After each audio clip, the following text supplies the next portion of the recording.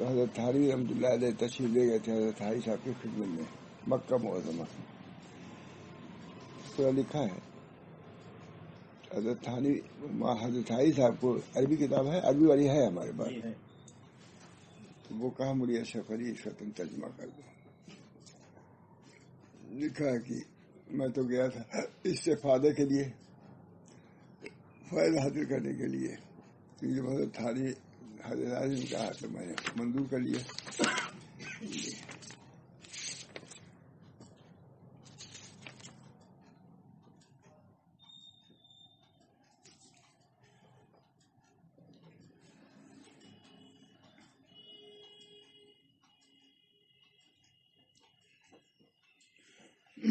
فرمایا کہ اس کے فوائد یہ لکھے ہیں کہ تجربے کا فائدہ کیا ہوگا.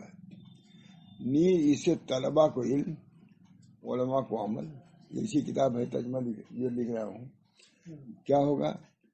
نیز اس سے طلبا کو علم, علماء کو عمل, اور عابدوں کو معرفت, اور عارفوں کو حال, اور اہل حال کو مقام, اہل مقام کو کمال, اہل کمال کو دولت بیزوال نصیب ہوگی. اسی کتاب ہے الحمد للہ. تھانوی لکھ رہے ہیں ایسی زبردست اردو ہم کو بہت مل گیا ہے. نیز اس سے طلبا کو علم, طالب علم لوگ سمجھ لیں جیسے ہم لوگ ہیں. اور علماء کو عمل, جو طالب علم ہوں ان کو تو علم ملے گا, جو عالم ہو چکے ان کو عمل ملے گا. اور عمل کے بعد بھی درجہ ہے. اور عابدوں کو معرفت ملے گی. یہ نہ سمجھیں کہ ہم کو کچھ ضرورت نہیں ہے. اور عارفوں کو حال ملے گا. خالی معرفت کافی نہیں ہے بلکہ حال اور کیف ہوتا ہے, اس میں لذت بڑھ جاتی ہے. مثال ماں تھانوی نے دیا ہے جیسے کہاں چوپائے جو کھڑکھڑیا ہوتی ہے سواری تو کچھ بولتے ہوئے جاتے ہیں, آواز لگاتے ہوئے. اب تو کہتے ہیں وہی کیفیت, اسی کیفیت میں بھاری سے بھاری جو بوجھ رہتا ہے اس کو اٹھا کے لے چلے جاتے ہیں. وہ کیفیت, جب وہ کیفیت ہوتی ہے پھر اعمال صالحہ کرنا آسان ہو جاتا ہے. لوگوں کو بہت اشکال ہوتا ہے. پڑا بدھ نے ایک عشاء کے وضو سے فجر نماز پڑھی, بہت ہے بھلی ہوئی, تبھی اشکال ہوتا ہے. لوگوں نے خاص کر سے غیر مقلدین نے اس پہ بہت اعتراض کیا ہے. اس کا جواب لکھا بابا عبدالعلی فرقی والی نے, اکثار العبادات لیس ببدعہ, عبادات کی کثرت و بدعت نہیں ہے. تمام صحابہ نے کیا ہے, حضور نے کیا ہے, لیکن وہ بدعت اس کا رد کیا ہے. تو اب اس پر اشکال ذرا ہوتا ہے کہ عشاء کے وضو سے فجر نماز اتنی دور پڑھتے رہنا اشکال ہوتا ہے. لیکن علماء نے لکھا جواب دیا ہے کہ یہ حضرات اہل حال تھے, ان کو اس کی مشقت ہی نہیں معلوم ہوتی تھی. ہم نے سوچا ہی بہت مشقت, اس حال اور قیف میں وہ عبادت کے اندر اتنی لذت ان کو آتی تھی کہ ان کو جاگنا آسان ہو جاتا تھا. ہے نا, سمجھ گئے نا. یہ جواب دیا ہے, ورنہ ہے تو تعجب کی بات ہی. اللہ تعالیٰ خود نبی اکرم صلی اللہ علیہ وسلم اتنی عبادت فرماتے تھے. یہ بھی لکھا ہے لیس اکثار العبادت ببدعہ. مولانا عبدالعلی صاحب, اور عمدہ نام ہے وہ صاحب, تھوڑا سا کوئی لفظ چھوٹ رہا ہے. عبادت میں کثرت یہ بدعت نہیں ہے, یہ اس کا حاصل ہے. عبادت میں کثرت غیر مقلدین کہتے ہیں یہی, اس سے بدعت ہے. کہاں حضور سے تو یہی ثابت ہے کہ نبی اکرم صلی اللہ علیہ وسلم اتنی دیر تک عبادت کرتے تھے کہ آپ کا متورم ہو جاتا, ورم ہو جاتا تھا. اس سے کم بات ہے یہ. سجدہ کرتے تھے, حضرت عائشہ کہتی تھی میں اب اٹھیں گے. سجدہ اتنا طویل کہ میں کہہ نہیں سکتی کتنا سجدہ طویل کیا حضور نے, کتنا طویل رکوع کیا ہے. نہیں, حدیث میں موجود ہے. متواری نبی صلی اللہ علیہ وسلم نے فرمایا یا رسول اللہ آپ کو کیا ضرورت ہے. صحابہ نے کہا آپ تو بخشے بخشائے ہیں, کیا عمدہ ہے, آپ تو بخشے بخشائے ہیں, آپ کو کیا ضرورت ہے کہ عبادت میں مشقت اب برداشت کر رہے ہیں. فرمایا افلا اکون عبدا شکورا, کیا عبد شکور میں نہ بنوں. تو مجھے اور ہی بات کرنا چاہیے. جب میری مغفرت ہو گئی پھر اس کے بعد بات کرنا, یہ حضور صلی اللہ علیہ وسلم ہی کی شان تھی. مغفرت کے بعد وہ حوصلہ عبادت کا جن حضور ہی کا حصہ تھا. بہت عمدہ لکھا ہے جیلانی والے نے. یہ یقیناً مانے تو مغفرت ہوگی آپ کی. اور اس کے بعد عبادت میں اور زیادہ شدت. چنانچہ اذا جاء نصر اللہ الفتح جب آ جائے اور زیادہ عبادت میں کثرت کر دیا. استغفار میں اور زیادہ کثرت کر دیا. جب بہت کثیر ہو گیا استغفار، کثرت ہو گئی، تو صحابہ نے سمجھ لیا کہ اب حضور کے جانے کا وقت ہے. کیونکہ جب کوئی نیک عمل کرتے تھے تو حضور استغفار فرماتے تھے. اب جو بار بار استغفار فرما رہے ہیں معلوم ہے اب جانے کا وقت آ گیا ہے. یہ صحابہ بھی کتنے ذہین تھے. واستغفر فسبح بحمد ربک واستغفر انہ کان توابا. استغفار کیجیے.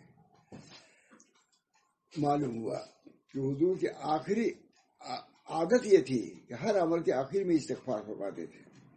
چنانچہ نماز بعد 3 میں تو استغفار ہی تو ہے، الحمدللہ نہیں ہے استغفار نماز کے آخر. معلوم ہوا کہ یہ استحضار ہوتا ہے کہ جو اللہ کی عبادت کا حق تھا ہم سے ادا نہیں ہوا، اس لیے استغفار فرماتے. نبی صلی اللہ علیہ وسلم کیا پوچھے. بہرحال نبی اکرم صلی اللہ علیہ وسلم نے خود بھی عبادت فرمایا، صحابہ کرام نے عبادت فرمایا. ایسی عبادت جس کا تصور نہیں کیا جاتا. بہرحال یہ کہا تھا کثرت عبادت بدعت نہیں ہے. تو یہ ہے، اس پر میں نے کہا یہ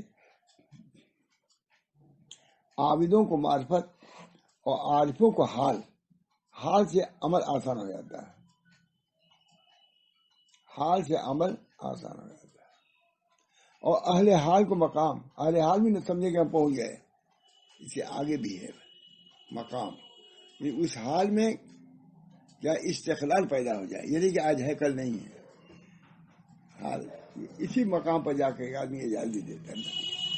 صرف حال میں نہیں دیتا بلکہ مقام تک آدمی پہنچتا ہے تب قابل اجازت ہوتا ہے. اب ٹھیک ہے کچھ ڈرے گا، یہ جمے گا، کچھ بنا ہو سکتا ہے بھاگ نکلے.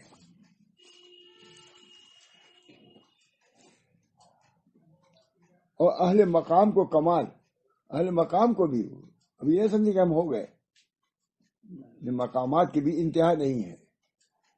ایک نبی کا کمال یا مقام، ایک ابو بکر صدیق تک نہیں پہنچ سکتے، صحابی کسی نہیں پہنچ سکتے، اور کسی کو کیا پہنچے گے. اس لیے ہر وقت آدمی کو اپنے نقص کا، اپنے کمی کا استحضار ہونا چاہیے. یہ آج ہم نے سنائی دیا اس کو بہت.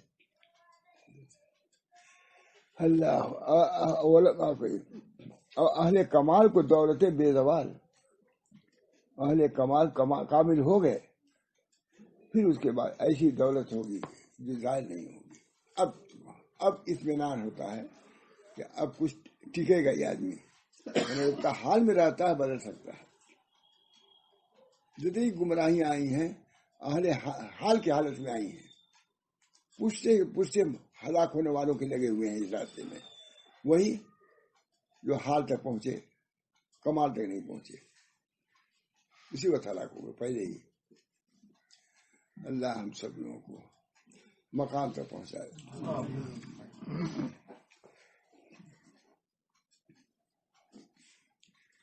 اہل حال کو مقام، اہل مقام کو کمال، اہل کمال کو دولت بے زوال نصیب ہوگی.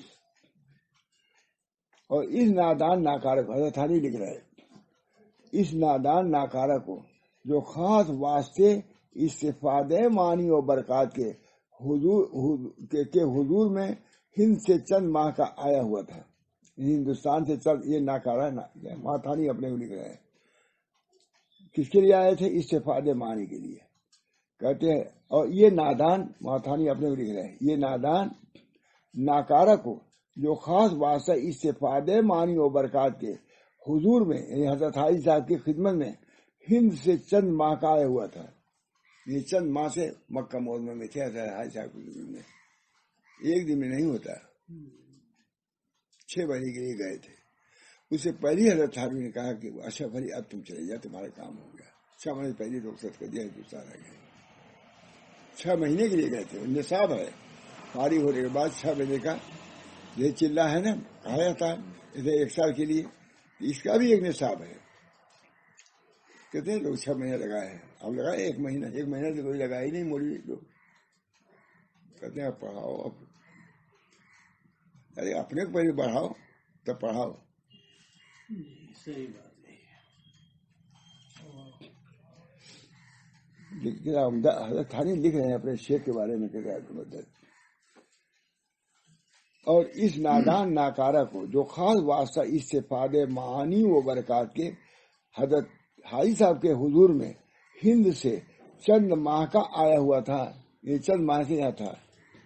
اس وقت حاضر محفل فیض مندر تھا، اس وقت حاضر محفل فیض مندر حضرت کے فیض کے جگہ پر میں حاضر تھا. ترجمے کے لیے فرمان ہوا، یہ کسی اردو ہے. میں جبکہ ان کی خدمت میں حاضر تھا، ہم لوگ جواب دیے حاضر تھا، اس وقت یہ حکم ہوا کہ تم ترجمہ کرو. فرمان ہوا جس پر میں باوجود اپنی نااہلیت کے امتثال للامر مستعد بدل و جان ہو گیا.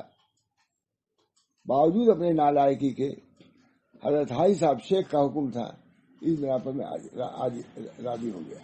امتثالاً للامر مستعد بدل و جان ہوا، دل و جان سے مستعد ہو گیا.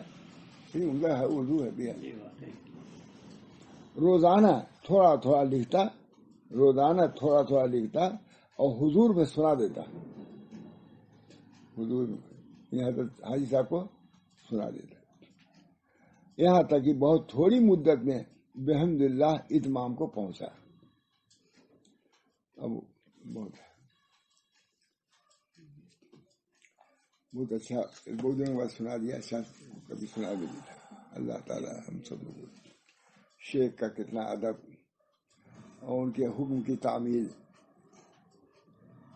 اور خود لکھا آگے ایک بہت بڑے ادیب نے لکھا ہے، شیخ ہند کے شاہدواری تھے. اس کتاب کا ترجمہ مولانا تھانوی کر سکتے تھے، کوئی نہیں کر سکتا تھا. بہت عمدہ ترجمہ کیا اردو، عربی ہے عربی. اب ایک مسئلہ جو اس کو میں کرنا تھا پھر رہ جائے گا، کھولا تو یہی نکلا تھا.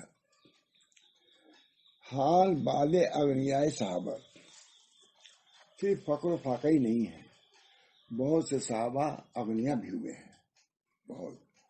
تو ان کا کیا حال تھا اس پر لکھا. عبداللہ بن عتبہ سے روایت ہے، حضرت عثمان رضی اللہ تعالیٰ عنہ جس روز شہید ہوئے ہیں ان کے خزانچی پر 1.5 لاکھ دینار اور 10 لاکھ درہم تھے. نہیں سنے ہوں گے کہ صحابی پائے کیا. ہمارے حضرت فرماتے تھے بہت، تو حضور صلی اللہ علیہ وسلم نے کبھی نقشین چادر بھی اوڑھ لیا ہے. نقشین چادر یہ ہے، نقشین چادر اوڑھ لیا ہے تاکہ عمرہ کے لیے سنت ہو جائے، سنت کا اتباع. عام سے مضمون کیا ہے، گزری پہنتے تھے، کمری. حضور نے کبھی لکھا ہے یمنی نقشین چادر بھی اوڑھتے تھے، بڑے وقت سے کہتے تھے حضرت. یہ اس لیے حضور نے پہن لیا، مزاج یہ نہیں تھا، اس لیے پہن لیا تاکہ عمرہ کے لیے سنت پر عمل کرنا آسان ہو جائے. بہت اس پر بہت کلام کرتے تھے، گھنٹوں علماء کے سامنے اس پر بیان کرتے رہتے تھے.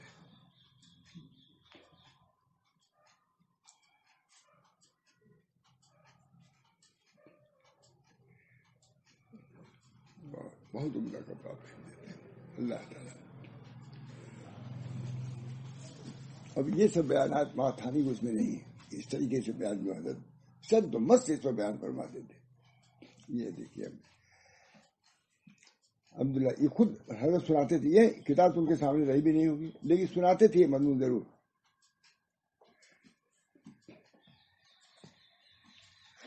حضرت عثمان ان کے خزانچی کے پاس 1.5 لاکھ دینار اور 10 لاکھ درہم تھے. بتائیے کتنی قیمت ہوگی، کروڑ 2 کروڑ. اور عریس و خیبر وادی و قرا کے درمیان میں جو کچھ زمینیں تھیں جن کی قیمت 2 لاکھ دینار تھی، اور زبیر رضی اللہ تعالیٰ کے ترکے کا 8واں حصہ 50,000 دینار ملا تھا. اب مجھے خوشی ہے حضرت سناتے تھے، کئی یہ کتاب تھی بھی نہیں ہوگا، یہی سناتے تھے. تو حضرت تھاوی لکھتے ہیں فائدہ، اور پورا ترکہ 4 لاکھ دینار ہوئے. 4 لاکھ دینار اشرفی. 1000 گھوڑے اور 1000 غلام چھوڑے تھے. اور عمرو بن عاص نے 3 لاکھ دینار چھوڑے، اور عبد الرحمن بن عوف کا غنی ہونا اتنا مشہور ہے کہ ذکر کرنے کی ضرورت نہیں، بہت بڑے مالدار تھے، تاجر تھے۔ یہ مضمون اگر کہتے تھے کوئی سناتا نہیں، میں سناتا ہوں، اب اسی میں مل گیا مجھے، اس وقت پوچھیے سنا رہا ہوں آپ کو۔ اتنے بڑے بزرگ حضرت تھانوی ترجمہ حضرت عائی صاحب ہے، یہ نکلے 1000 گھوڑے، اور عبد الرحمن بن عوف کا غنی ہونا اتنا مشہور ہے کہ ذکر کرنے کی ضرورت نہیں، اور دنیا ان حضرات کے ہاتھوں میں تھی، مگر سوچ لو دنیا ان کے ہاتھوں میں تھی، دلوں میں نہ تھی، بس یہ۔ المال فی الید یجوز، المال فی الجیب یجوز ولا وہ فی القلب لا یجوز۔ سیدنا عبد القادر جیلانی فرماتے ہیں کہ مال ہاتھ میں جائز ہے، جیب میں جائز ہے، صندوق کا لفظ یہ، صندوق میں جائز ہے مگر دل میں جائز نہیں۔ آپ در کشتی ہلاکے کشتی است، آپ در زیر کشتی پشتی است۔ پانی کشتی کے اندر تو ہلاکت کا سبب ہے، اور پانی کشتی کے اندر اس کے تقویت کی سبب ہے۔ مال دل میں اگر ہے یہ ہلاکت، اور جیب میں ہے، ہاتھ میں کوئی بات نہیں ہے۔ صحابہ نے رکھا تھا پوری مذہب، کتنا اس پر بیان کیا جاتا ہے، مجھ سے حکیم اختر سے پوچھنے لگے پہ ترائی میں، یہ مولانا کیا بیان کرتے ہیں کہ لوگ اردو اتنا ہو رہا ہے۔ میں نے اسے مضامن بیان کیا حکیم اختر سے، ترائی میں انہوں نے پوچھا تھا مجھ سے، حکیم اختر نام سبھی سنے انہوں نے مجھے کہا کہ علماء کا رجوع کیسے ہو گیا مولانا کی طرح اتنا، کیونکہ وہاں عبد الغنی صاحب سے پوری ہائے ہائے کرتے چلے گئے مقروض، اور یہ حیدرآباد مکان خرید لیا، سب کو تعجب ہوتا ہے۔ المال فی الید یجوز والمال فی الجیب یجوز وفی القلب لا یجوز۔ آپ در کشتی ہلاکے کشتی است، آپ در زیر کشتی، کشتی نیچے اگر پانی ہے تو پشتی ہو تو بغیر پانی کی چل ہی نہیں سکتی کشتی۔ اسے مسلمان کے لیے بھی مال کی ضرورت ہے، مال رہے گا تبھی تو حج کرے گا، یہ حضرت ہی فرماتے تھے، ان کا جملہ ہے، مال رہے گا تبھی تو حج کرو گے، مال رہے گا تبھی تو مسجد بنواؤ گے۔ بات ہے کہ ان چیزوں کے لیے بھی مال کی ضرورت ہے نا، بالکل حضرت کی ترجمانی ہے اس میں۔ اور دنیا ذکر کرنے کی ضرورت ہے، اور عبداللہ میں ذکر کرنے کی ضرورت نہیں، اور دنیا ان حضرات کے ہاتھوں میں تھی، دلوں میں نہ تھی۔ جب نہ ملی تھی، جب دنیا نہیں ملی تھی صبر کیا، اور جب ملی تو شکر کیا، جب نہیں ملی تھی تو صبر، اور جب ملی تو شکر کیا۔ اللہ تعالیٰ نے ابتدائے امر میں ان کو فاقے میں مبتلا فرمایا، صحابہ کو ابتدائے امر میں فاقوں میں مبتلا فرمایا، یہاں تک کہ ان کے انوار کمال کو پہنچ گئے۔ اس فقر و فاقوں میں جو مجاہدات اور رعایدات ہوئے، ان کے ایسے کمالات ان کو حاصل ہوئے، لیکن جو پہنچ گئے اور اسرار پاک ہو گئے، دل ان کا پاک صاف ہو گیا، پھر ان کو دنیاوی پھر ان کو دنیا دی، پھر ان کو دنیا جب مکمل ہو گئے تب ان کو دنیا دی، کیونکہ اگر پہلے ہی مل جاتی تو شاید اس پر اثر کرتی، جو کہ بات تمکین رسول کی ملی۔ کہتے ہیں اگر دنیا ابھی ناقص تھے وہ لوگ، اگر اس وقت دنیا ملتی تو ہو سکتا ہے کہ ان کے قلب میں وہ بات پیدا نہ ہوتی، عجوب میں پڑ جاتے، اس میں لہو لہی میں پڑ جاتے، لیکن جب کمال حاصل ہو گیا فقر و فاقہ میں، اب اللہ نے دنیا میں دے دی ہے۔ بہت عمدہ مزہ، یہاں تک کہ ان کے انوار کمال کو پہنچ گئے اور اسرار پاک ہو گئے، یعنی باطل، پھر ان کو دنیا دی، کیونکہ اگر پہلے ہی مل جاتی تو شاید ان پر اثر کرتی، دنیا جو ان کو غفلت میں ڈال دیتی، کیونکہ بات تمکین اور رسوخ یقین کی ملی، تب مکمل ہو چکے تھے، رسوخ ہو چکا تھا نسبت میں، اس میں اس طرح تصرف کیا جیسا امانت دار خزانچی تصرف کرتا۔ اب ان کو جو دنیا ملی تو جیسے خزانچی کے پاس کتنا ہے چلے جائے بینک میں، کیا مالک ہو، خزانچی ہے، سوچ سمجھ کے خرچ کرتا ہے، ایک پائی کا خرچ ہوتا ہے اس کی گرفت ہو جائے گی۔ وہ ہر وقت صحابہ کو جو دنیا ملی ہر وقت ڈرتے رہتے تھے، یا اللہ اس کا حق ہم ادا کریں تاکہ اس کی وجہ سے گرفت نہ ہو جائے۔ بہت عمدہ مثال ہے۔ بینک लाखों रुपया करोड़ों रुपया है उसके पास, बैंक वाले के पास, लेकिन सब समझता है कि मेरा नहीं इसका है। जाता है तो जेब में 1 रुपया भी लेके नहीं जाता है, जेब भी खाली, दिल भी खाली। जब एक बैंक वाला कर सकता है तो साहबा की क्या शान थी। जब उनके दिल ठीक हो गए, अब जब दुनिया मिली तो दिल पर उसने असर नहीं किया गफलत का।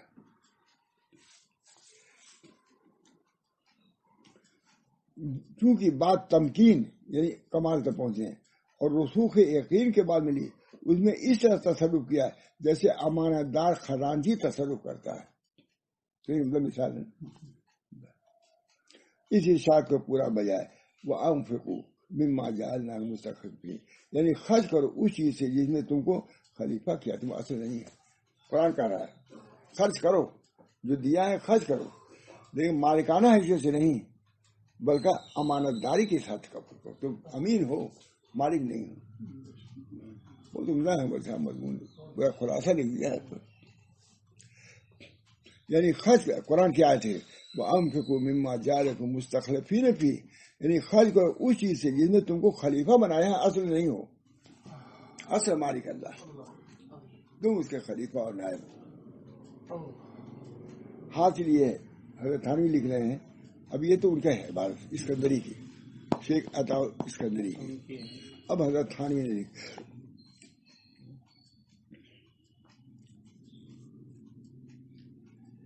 हासिल ये है कि मालिकाना तसर्रुफ नहीं करते थे साहबा। जो कुछ खर्च करते थे मालिकाना नहीं बल्कि चाकराना करते थे, मुलाजिम होने के हिस्से से।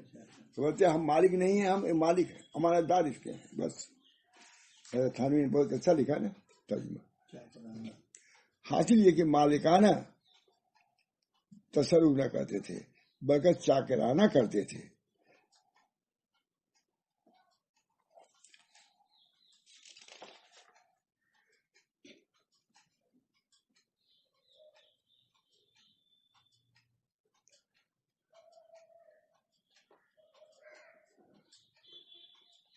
बहुत उम्दा लिखा। बस आगे बहुत ही बात की तकमील के हो गया वक्त है। दुआ कीजिए अल्लाह ताला हम सब लोगों के एतदाल पर रखे और दुनिया मिले, लेकिन वो दुनिया हमारे लिए गफलत का सबब न बने। उनके मजीद अल्लाह ताला के कुर्ब, अल्लाह की मार्फत, अल्लाह की निस्बत का बाइस बने। अल्लाह ताला दुनिया भी दे, सेहत भी दे और उसके शुक्र करने की तौफीक भी दे। और अगर जरूरी हो अल्लाह ताला के यहाँ तो फिर सब्र की और इस्तिकामत की भी अल्लाह ताला